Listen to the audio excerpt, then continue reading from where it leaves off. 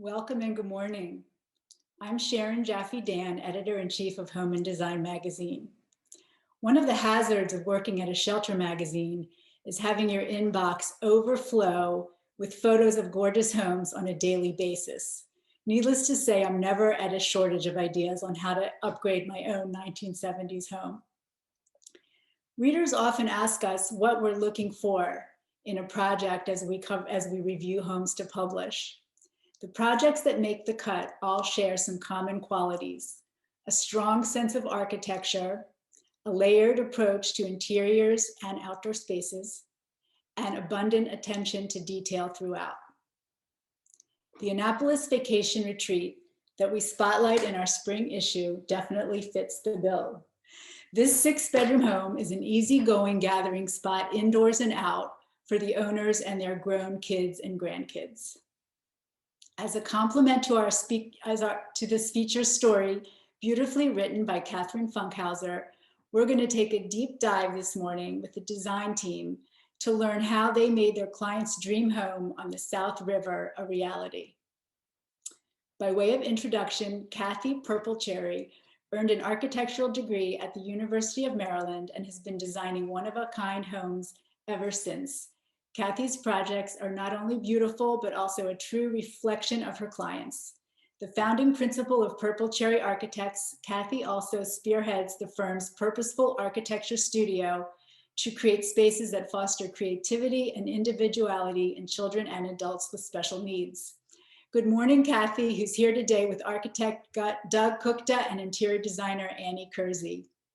Good morning, Sharon. How are you? Can you hear us okay? Doing well, yep. Good. Great to see you. Thank you for having us. Of course. We're also joined by Kevin Campion, who earned a bachelor's degree in landscape architecture at Penn State and a master's of philosophy with a focus on landscape conservation from Scotland's Edinburgh College of Art. As a founding principal of Campion Hruby Landscape Architects, he designs stunning residential gardens throughout the region with a focus on sustainability. Welcome, Kevin. Morning. Hey, Kevin. See you all. Good to see you. After earning a bachelor's degree in mathematical economics at Hampton-Sydney College in Virginia, Mark Koski joined GYC Group and immersed himself in the art and science of home building. He acquired the company in 2001 and as president continues to build fine custom homes that combine the latest technology with time-tested craftsmanship. Hello, Mark. Good morning. Good morning. We're very excited to be sharing this project today, which obviously took a great deal of teamwork. Maybe you all can first tell us how you all worked together as a team and how it all started. Cathy? Okay, so I'll start this one. We work beautifully together as a team, actually. Look at those two good-looking men. It actually was an honor to work together. I think three of us are very like-minded. We take our job very seriously. We're very responsive so that it allows the work to flow, obviously. And I think we all have the same goals, which is to have clients that are incredibly happy with the end result. Right, guys? Absolutely. Well said. Great.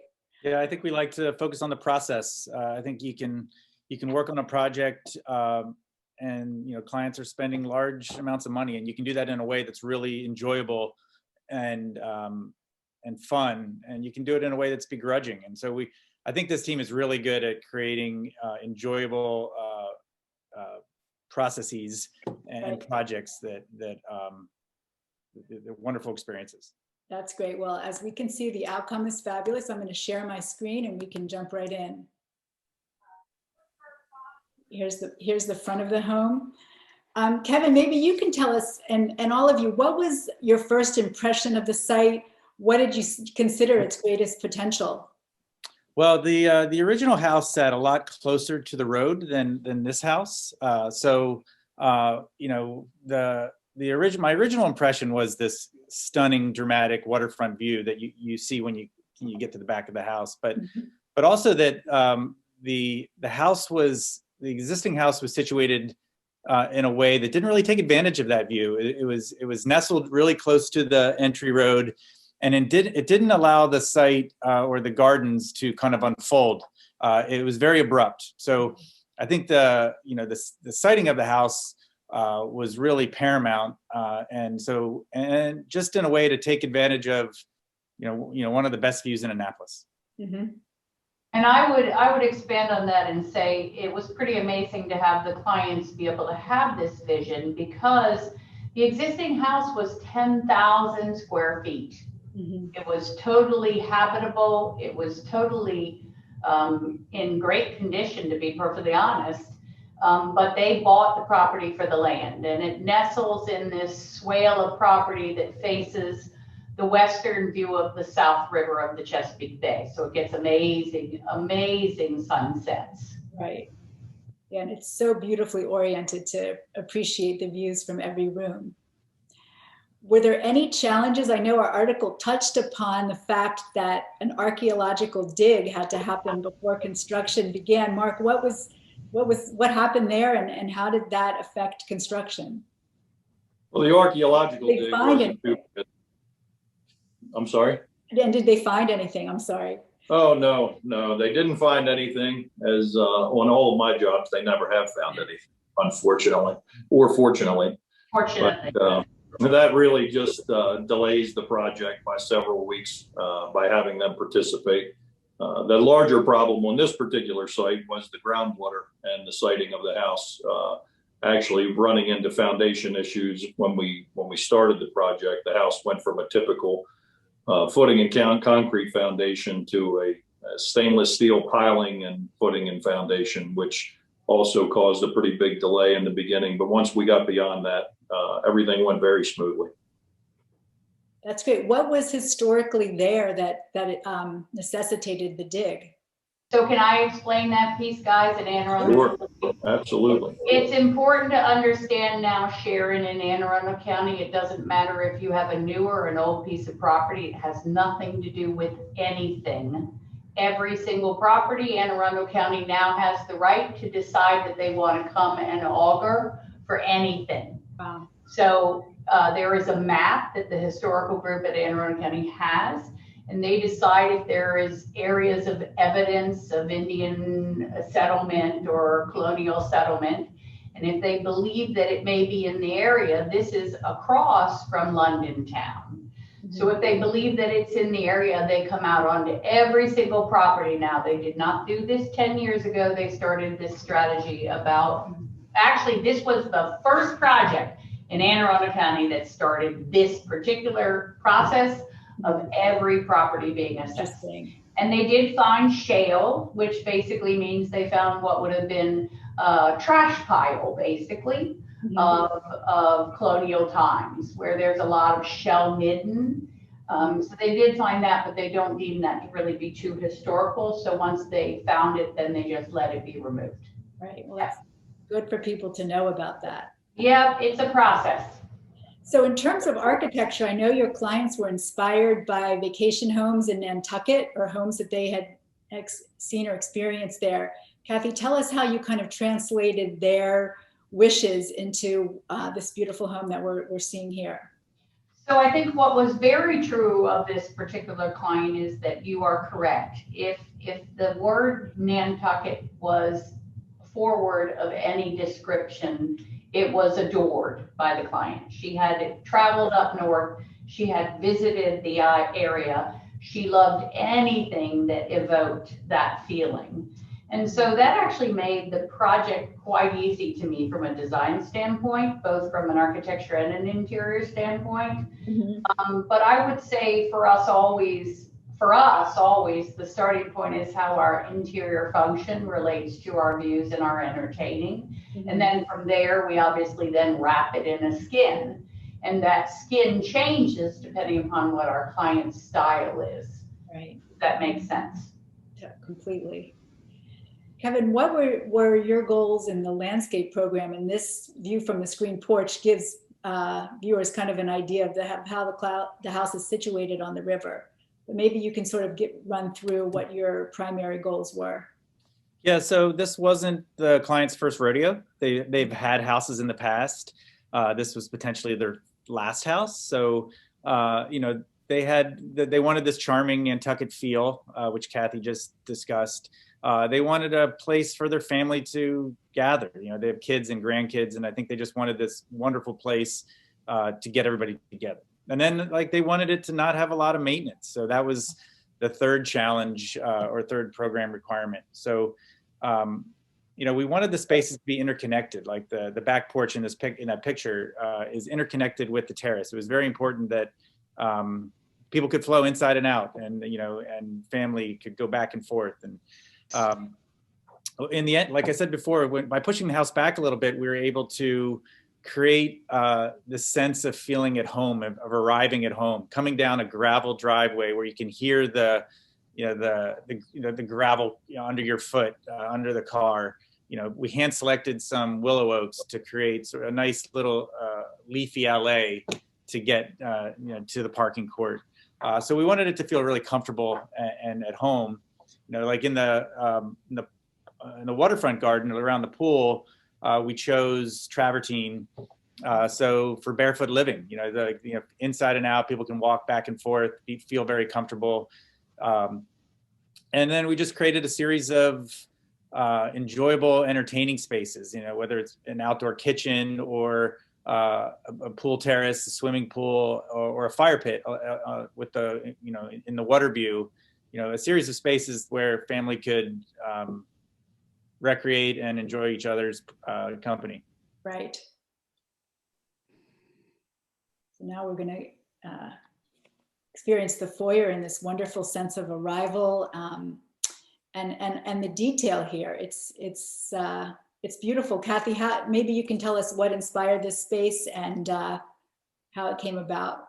Well, I'm going to let Mark actually speak to kind of assembling this kind of a space, but there's nothing more enjoyable as an architect than to do millwork in my mind, because it's architecture at its finest scale, and that finite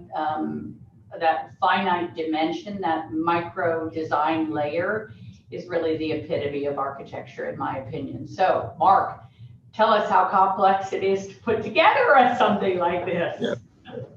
Actually, it looks complex, but having fine craftsmen that have the ability to do things like this is a lot of fun. And having a client that can afford the quality materials that it takes to put together a space like that is a lot of fun as well. But between the mahogany front doors and all of the clear poplar moldings and clear birch plywood, and it is a process, and it takes both skill and materials, but it's a very enjoyable process and something that you have a lot of pride in when it's completed. Yeah. And how about the floor medallion? How did that come about?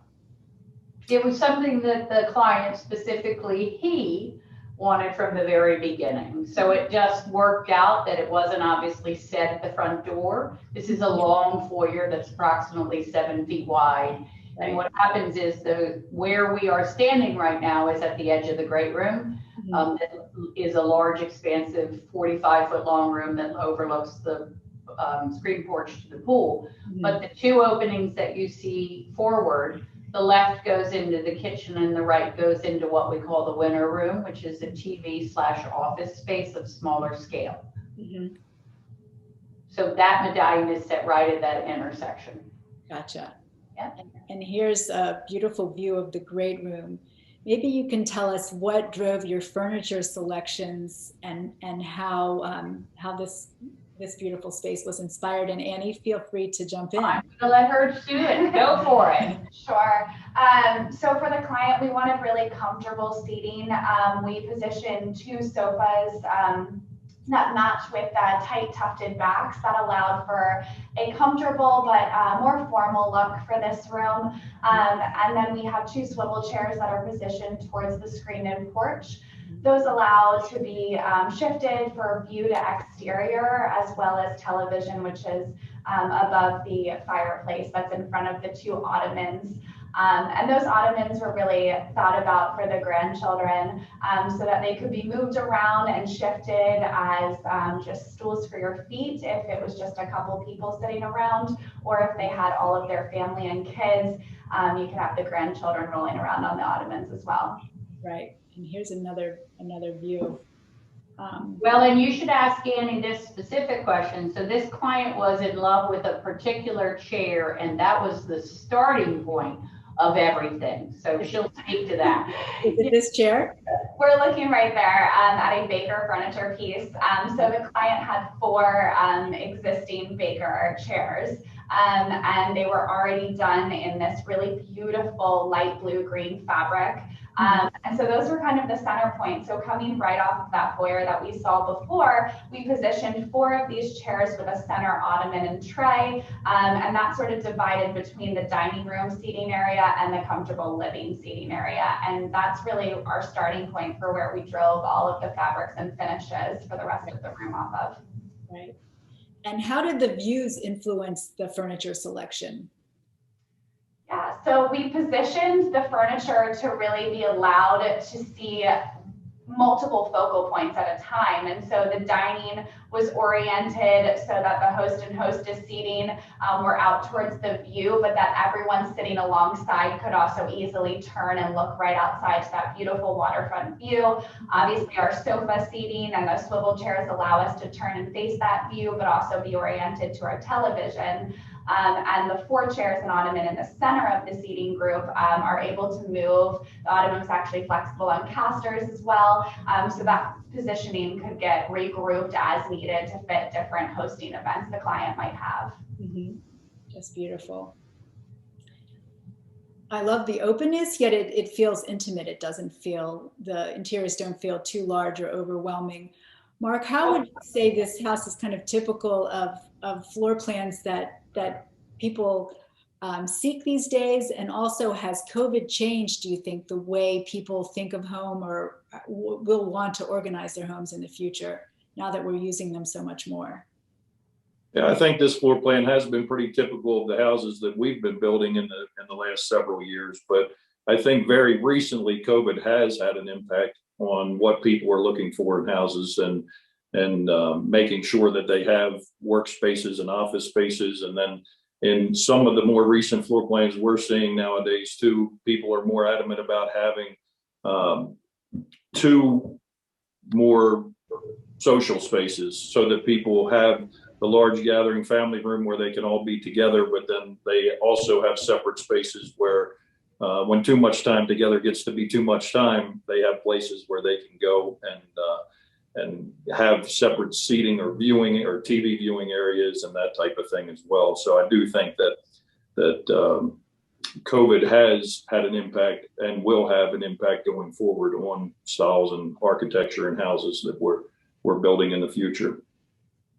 Kevin, what has your experience been in terms of how people are changing the ways they use their homes and exteriors? Yeah, home is the new treasure, right? Again, we're rediscovering our treasure.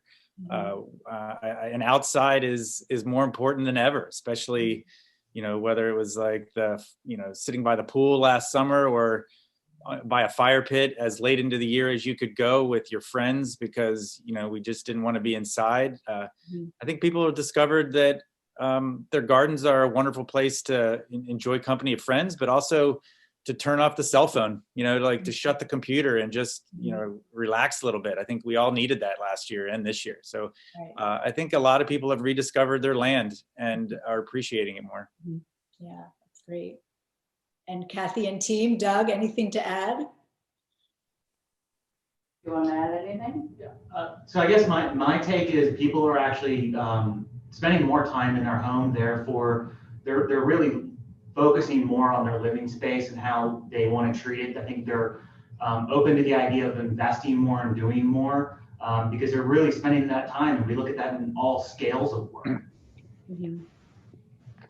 And that people are definitely cooking more. I know my family and I are really cooking a lot in our kitchen, and this kitchen is such a wonderful space to spread out. I know the homeowner is a big cook.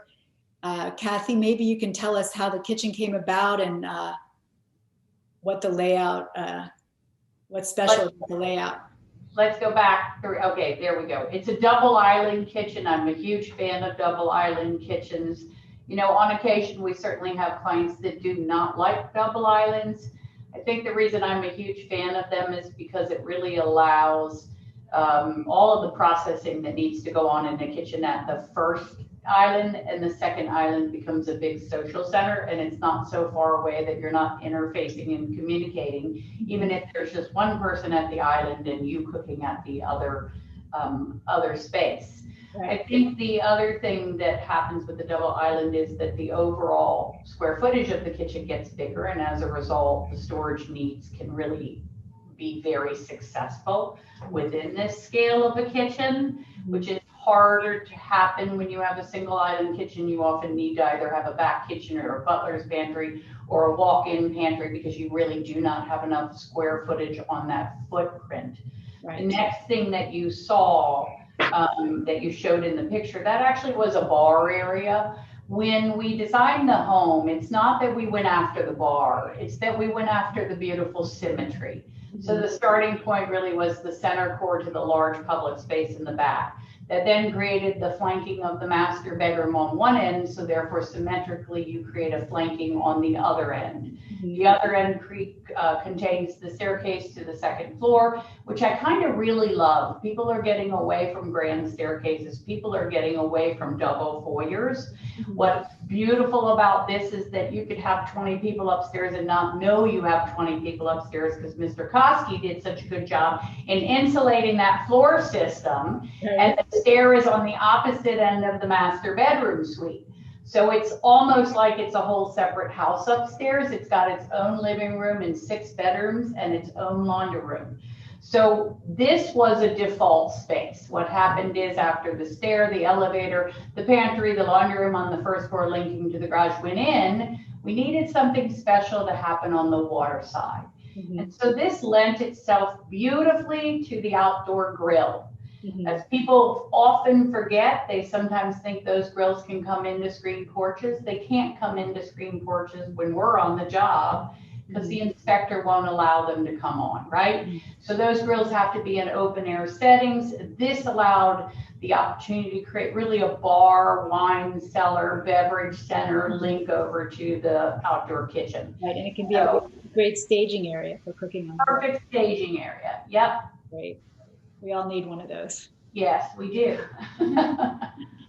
I love these. There are some really special moments in this house, like this beautiful alcove where there's so much nice detailing. And I think a lot of times these spaces are overlooked, but I think this level of detail here and in this, I guess this is a mudroom entryway, are so special. Maybe, Doug, you can talk to how it's important to invest in thought and detail in these spaces that sometimes are throwaway spaces in people's homes. Definitely, and I think if you jumped back one photo, what this space specifically was derived or intended from was the actual, I'm gonna call it a turret on the exterior elevation that was helping to break up some of the pure symmetry. So it was kind of this extra little space that gave us the opportunity to create this fun little gathering place that is kind of in its own corner. It's off the back hall, but it's also right off the kitchen. So it's a great space that even a kid can hang out and read a book, gather. And it was really kind of driven based on the exterior architecture. And the mudroom was just, it's a great functional space that it has nice tile floors. So you can has a durability. It has great natural light. We introduced an oval window for this extra level of character. And on the back wall you see is built in that it's just kind of a hanging space that it's another level of space at this great little spot. And the stair that you're seeing to the left is not the stair to the second floor. Correct. That's actually a separate stair to the bonus room above the garage. Gotcha. Really beautiful. You should ask Mark Koski, just so you know, those beautiful spider oval windows are so stunning to look at. No different than obviously the X pattern transoms, but they do, you know, a client needs to be aware of the costs associated with choices like that.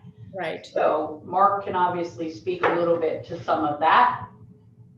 right? Sure. There's obviously a lot of details in this house that speak to cost, and it is one of the processes that in designing and building a home, there's any house can be built for any budget. So it is a matter of balancing the client's desires and the budget and the quality with what the client wants to spend. But it's obviously why the house made the magazine, or the number of details and the number of quality finishes that these clients were able to right, to use. right. And I guess every project is different, every site is different, but I guess in every house, people have to sort of decide where they want to spend and where, if they need to cut back a bit. Do you have a rule of thumb of you should never compromise? Yeah, I'd say it's probably, in my opinion, the number one hardest part of designing the home. I mean, everybody wants everything usually. So being able to deal with yourself and prioritize those things as to what's most important to you, and what are have to haves and what are things that, you know, I'd like to have it, but don't really pay for it. That's probably the most difficult of process. And I'm sure that Cathy and her crew deal with that with clients all the time. People want everything all the time. Right, countless decisions. Yeah, helping them figure out how we achieve what they want for what they want to spend is also a big part of the process we like to participate in. Right. This particular team, we worked on another project that consists of 7 structures on a large piece of property. Mm-hmm. And the lesson and the takeaway for me has been that there's a difference between a house and a home. Mm-hmm. And a house is a series of drywall walls with not much happening, but big spaces. And a home happens when you can embellish those walls. And I recognize that not everybody can embellish big house walls, but then maybe you make the house smaller so that you can do that embellishment. What humanizes a home is the millwork. Mm-hmm. And that's the biggest takeaway that I've learned over the last 5 years, mm-hmm. is that you cannot make a big house feel this way without layering on a heavy layer of millwork. So, yeah. We will see a little bit more of it to come. Now we're stepping outside. Kevin, maybe you can tell us some of the challenges that you faced in the project, and also just give us kind of a nice tour of the garden. We have this lovely side view. Yeah. This view is really kind of indicative of this desire for a charming Nantucket feel. This accommodates the pool enclosure regulation, but it does it in a way that feels Nantucket. You know, the plantings in this picture also sort of indicate the strategy here. You know, there were 3 different types of plantings. One was Nantucket, right? It was heirloom plants like boxwood, green beauty, or Annabelle hydrangea, or limelight hydrangea. You know, plants that you just know and love. And there's a whole collection of them. But then there's the stormwater plants that live in the bioretention areas, which we also want to look beautiful. We don't want them to look like bioretention areas. So like Carex alata, lobelia, iris, butterfly weed. So we fill these low areas with beautiful flowering natives that can take the wet. And then there's the third idea, which is kind of incorporating the Chesapeake garden. You know, it's not just, this is Nantucket meets Chesapeake. So, you know, filling the garden with plants that we know are native and lower maintenance, that, you know, so that they don't have to tend to them all year long. You know, lots of grasses, lots of native grasses and native shrubs like Itea virginica that, you know, listeners might understand. If the owners were listening to this call, and they'd be crying and laughing at the same time with some of the problems on this site. The high water table was certainly a problem that Mark talked about. We had a broken county stormwater pipe that created a really wet area on the property. And we came to realize that dealing with the county to resolve an issue like this is very arduous. And we had some good contractors that were helping us with this. But we learned that, you know, if you break a county pipe on your property, it's kind of your problem. So they had to spend a bunch of money solving a problem that you can't see, which, you know, it's hard to do. That's a hard pill to swallow. Right.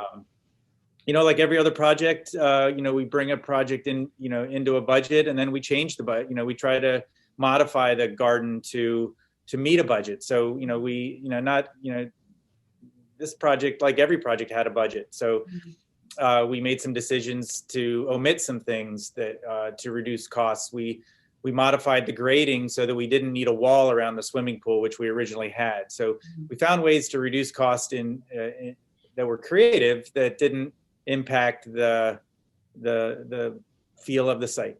And I would also say the client obviously expanded their budget to do some of the beautiful elements. Yeah, that's right. Right. No question. Right. Well, here's a beautiful shot of the travertine around pool deck and some of the beautiful plantings. Yeah, somebody had a question early on that asked about furnishings, and like, do we start with furnishings and do we design around them? Mm-hmm. And you know, I thought about that, and I thought about it. You know, we try to create a feeling. You know, like how do I want to feel, and if I were living in this site, how would I want to feel?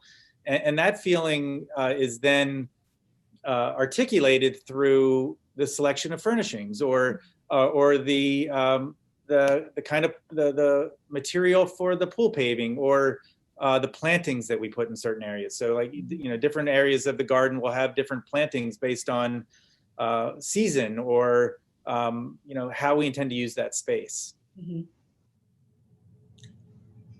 Going back to this shot really quickly, just to point out, this is the entry to that mudroom that we saw earlier in this beautiful window where the stair goes upstairs up to the bonus room.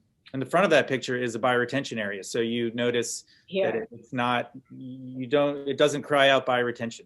No. It's like garden. Yeah. Beautiful yet natural, very natural looking, and it has a very easygoing feel like the rest of the house does. And this is such a serene bedroom. I just love the view. Annie, maybe you can tell us about the plan here. Yeah, absolutely. So the master bed here, we did a wallpapered back wall to the headboard, and then went ahead and matched the background color of that wallpaper to the rest of the room, which is this really soft, beautiful blue-green color. That bed faces a fireplace. And then we have the shades off to the side. A lot of these pieces are Bernhardt pieces that the client was able to fortunately see in person. We were able to select this absolutely stunning, more transitional take on an oriental soft blues and taupes rug that lays underneath of this. So it's just an overall really calming feel.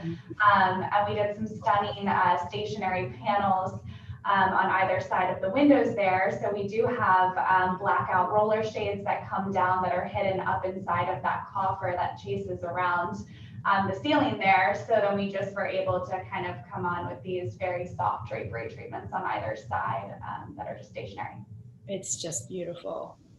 And then this is such a fun bunk space, which I just love these bunk beds, and just can imagine how much fun the kids have in this room. Very fun. Was this a challenge to do? And Mark, were you involved in the construction of the bunks? Yeah, very much so. And it was a challenge, but it was also a lot of fun. I mean, it's a great room, probably a lot of people's favorite room in the entire house. Right. It's like where the children have a lot of fun in that room. Slumber party waiting to happen. Absolutely. It was that's probably one of the most perfect examples of the coordination and efforts of everybody involved to come up with a great finished product. Right. I was there several times on site with Larry and the guys, the carpenters that actually built that in place, and coming up with every last detail, including the portals in between the bunks and things. It was just a really lot of fun to design and build. Yep.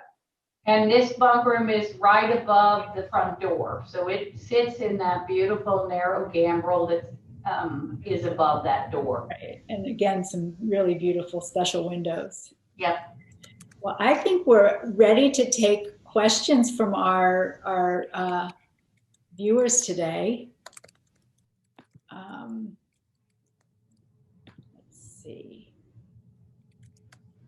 We have a question from Todd Powell. What about the elevation and potential water penetration from South River? What, if anything, is in place to mitigate that?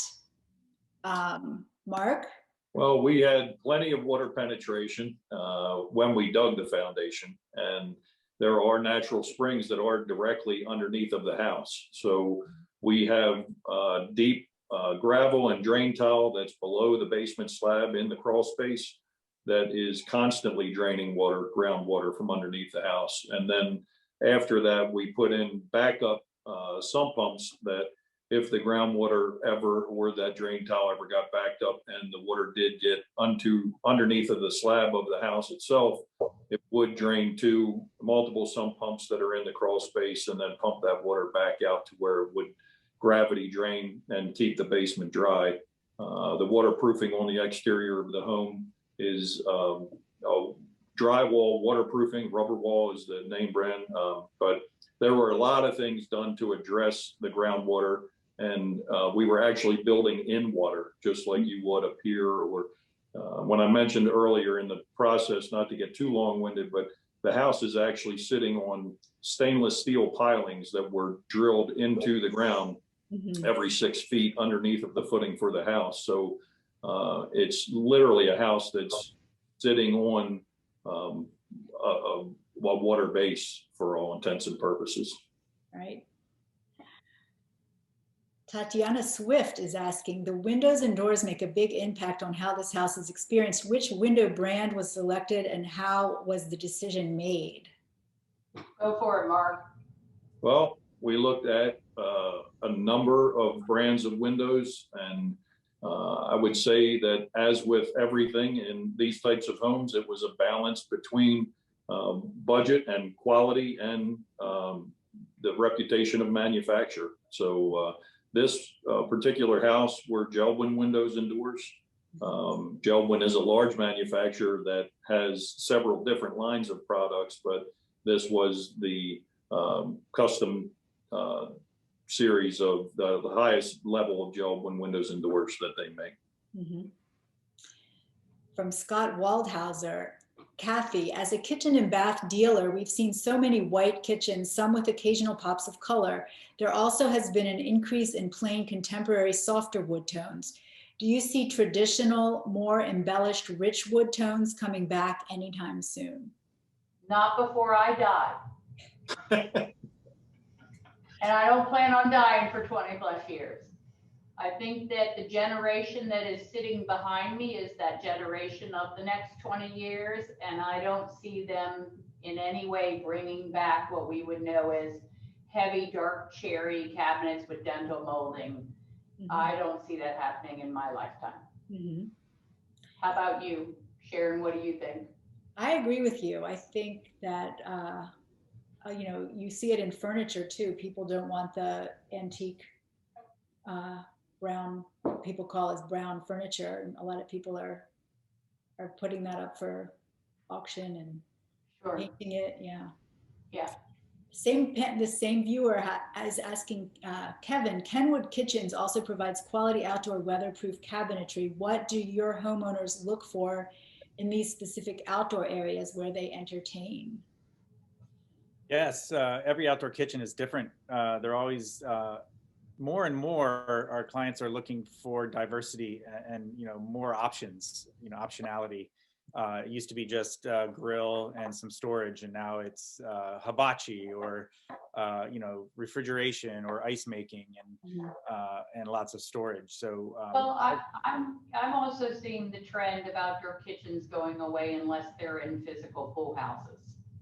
I don't know if you guys feel the same. But a lot of people have built these big slabbed outdoor kitchens, and they're finding that they are not really using them. I would agree with that.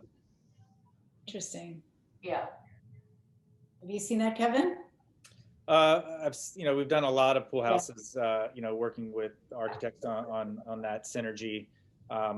Yeah, there's definitely, I guess, over the last 5 or 10 years, there's definitely an interest in, you know, organic food and cooking, and more home cooking, you know, and with COVID, certainly a lot of people cooking at home. So, you know, almost every project has some kind of cooking component, but, you know, it is often in a structure. which makes it year round. Right. This is a good question about process from Divina Cloney. From start to finish, what is the process of coming up with a functional space plan from the perspective of the architect, interior designer, and builder? Do discussions about millwork happen concurrently? Maybe you can talk. So I don't know if she's how that happens. I don't know if she's also looking for time frames related to that, but in concept, yes, it's totally client dependent. In that very first kickoff meeting, while you're talking about function and square footage and construction costs, because construction cost drives the square footage of the house. So you're jumping back and forth on all of that. And you're also then reviewing the imagery that is their inspiration. And as you're reviewing that, then you're talking about millwork, then you're jumping back over to construction costs. So it does all get talked about at the same time, but the house first is drawn as a functional floor plan, second is drawn as an elevation with its embellishments, and then third comes along and that starts to integrate all the millwork design. That makes sense. Mark, you have anything to add to that? Well, I would just say that it varies from project to project, but there's oftentimes where we get involved very early on and price the project at each phase and work along with Cathy and so that the client has an understanding of whether they need to pull back or whether they can add more millwork and more trim and it is a balance. Sometimes people will go through the entire design process with the architect before they bring it to us and then ask for a preliminary estimate or an estimate on what it's going to cost. So I think the earlier that you get the team involved working together, the more efficient the process is. Right. And that would be my recommendation. Right. One last question. Did the house include some modern technology like sound, security, temperature control, and also maybe outdoor systems? Yes, there's actually nothing in the house that the clients can't control from Florida. Mm-hmm. So they can turn the lights on and off, they can dim lights, they can turn the thermostats up and down, they can turn the AC on and off, they can, mm-hmm. They'll see if someone walks in and turns a faucet on, they get a text saying that there's water running in the house. So right. If something were to spring a leak while they were down in Florida over the winter, they would get a text message saying that the water's running, and if it's not supposed to be running, they know to call us, and we go down and check on why there's water running, which unfortunately has not ever happened to date. But yes, there's a lot of technology. The sound system, the TVs, it's all integrated, the Wi-Fi, and it is all controlled right from your cell phone. Gotcha. Cathy, would you say that that's expected these days? That's sort of a standard? So I think we have two camps. We have the techie clients that are good with that level of interface, and then we have the clients that don't know how to handle it at all, and so they don't want it at all. It's also important to understand that in those two camps you can be as much as $100,000 difference. Right. So that animal, you can jump yourself into that world and then spend $75,000, $100,000, $150,000 doing it, or you can jump yourself over to the standard switches with no automation and not spend that money. The older generation, me and above, we don't want all that technology. Mm-hmm. Too complicated for us. Once in a while, we get clients like this client who are very techy and very much still want it. So I think with landscape, you could do outdoor lighting on an astronomical timer that goes on at dusk and goes off 4 hours later. You could be really high tech and connected to the house. Same with irrigation. You can have a pretty standard irrigation system, or you can have a soil sensor baseline system that you can control with your phone. And then sound in the garden, I think, is one of the most underestimated things. To have music playing in your garden when you're outside is wonderful. Have you seen increased demand for that in the last year since people are home more? For the sound? For the sound and better connectivity? Yeah, for sure. Yeah, most people don't ask for sound in the garden. Sometimes it comes through the house, like you have a sound system in the house. Because they don't know about it. Yeah, right. But it's a wonderful thing. Yeah, that's great. And as the weather gets warmer, we're all looking forward to those experiences. Absolutely. Well, I want to thank all of you today. It was really great to see you. I can't wait to see you in person, hopefully soon, but I so appreciate your time, and it was really fun to kind of relive this project, and hopefully our audience learned something. I know I did. So thank you so much. Thank you, Sharon. Thank you. Great to see For you. having me.